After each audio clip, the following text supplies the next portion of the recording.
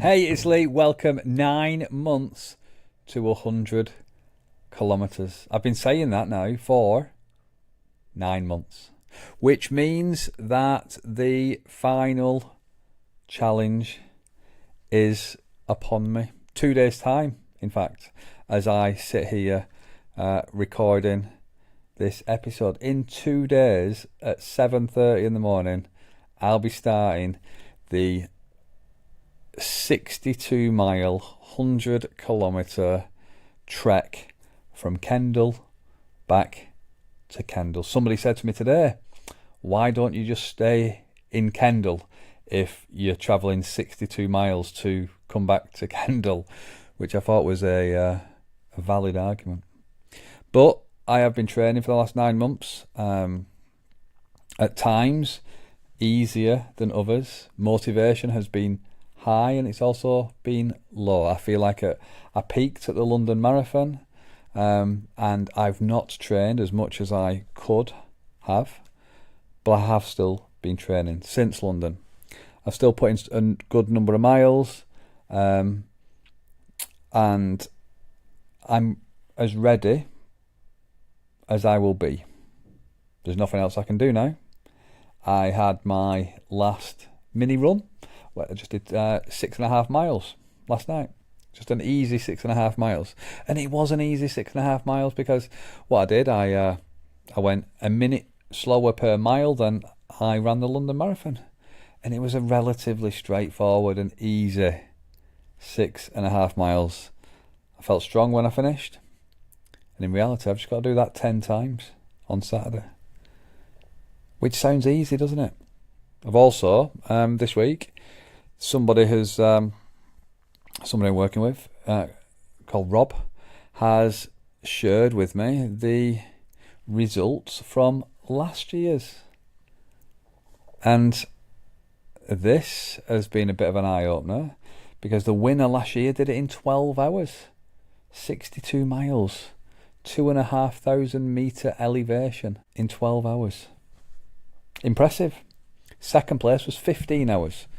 And I'm aiming for 15 hours, or so I thought. 15 hours seems...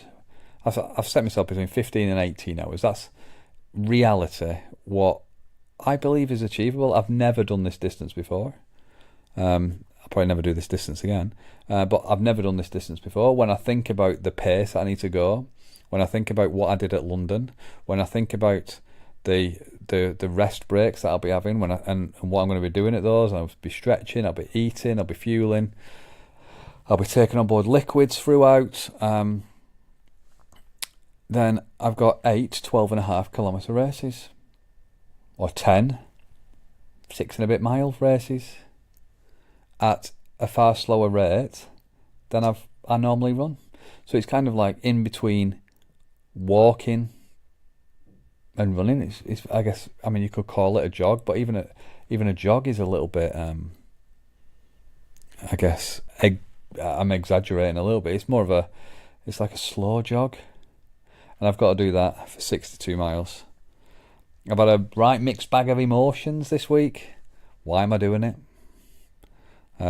It'll be exciting to do it.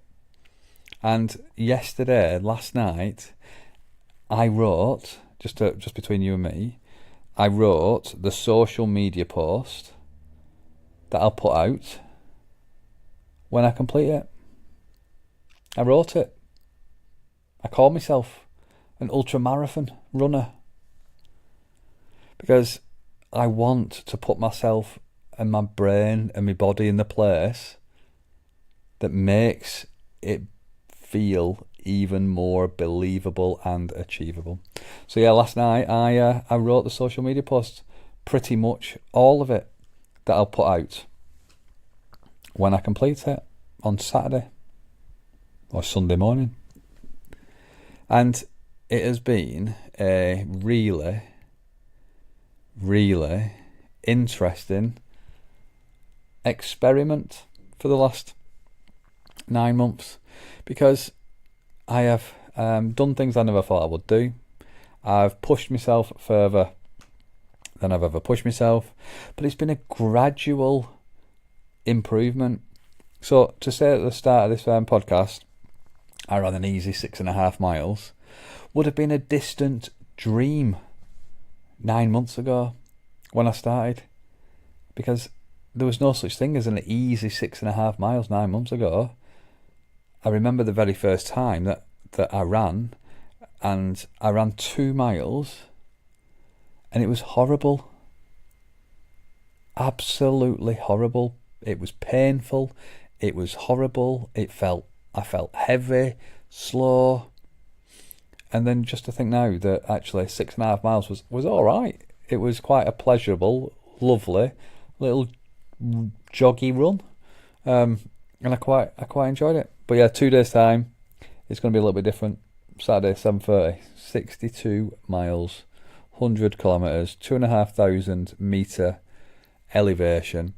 And what's been quite humbling as well is just the amount of support. I don't mean just the financial support in terms of the sponsorship, which is lovely and humbling, and I'm so appreciative of that. But the support and the well wishes and the encouragement throughout this journey and what I'm going to experience on Saturday. Number of people have asked for to be able to track me. A number of people have said that they're going to try to come and either support or run elements of the race with me. Amazing. And I never ever thought that would happen. I thought that I had signed up to this challenge alone. I did the London Marathon by myself. I'm doing the Ultra Marathon by myself. But throughout this whole journey, I have not been by myself. There have been so many people that have supported me, either financially, verbally, emotionally, to get to where I am. And that support continues on Saturday. People want me to complete it. I will complete it. People want me to complete it. And people are going to help me along the way. I am going to track my emotions whilst I'm going round the 62 miles. So hopefully my battery on my phone will last, and I'll record some videos as I'm progressing, the different emotional states and thoughts that are going through my mind. Because I think that will be a really reflective experience that I can have next week when I'm thinking about and contemplating and really understanding the journey that I've been on. I also keep getting asked, will I run again?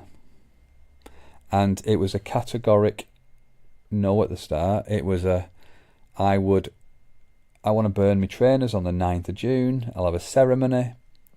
But actually, running's not actually too bad. It's relatively straightforward. Putting on a pair of trainers and just putting one leg in front of the other a little bit faster than you walk. It's actually all right. And you don't have to. One thing that's helped me as well is making sure that I keep turning left. So I always end up where I finish. Or I always end up where I started. And knowing that helps me complete it. So there have been all sorts of things that have really contributed to this journey.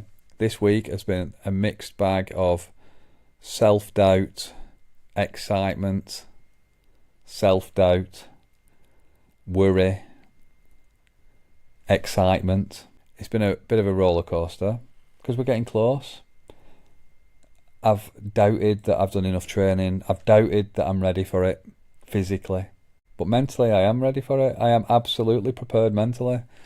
And that reassures me. So, as I sit here now, we are 2 days, or a day and a half, away from me starting the 100 kilometres. It's been a 9-month journey, and I just want to thank you for your support. I will do this by myself. So I guess just to really hit home, I will do this by myself, but I will not do this alone. So I've had to put in the miles. Nobody can take those miles away from me. And I will do it by myself. because I have to do it by myself, but I'll not be alone. I don't know if that makes any sense at all. But that's, I guess, my summary of the 9 months. Have yourself an amazing week, and I look forward to sharing how it went next time.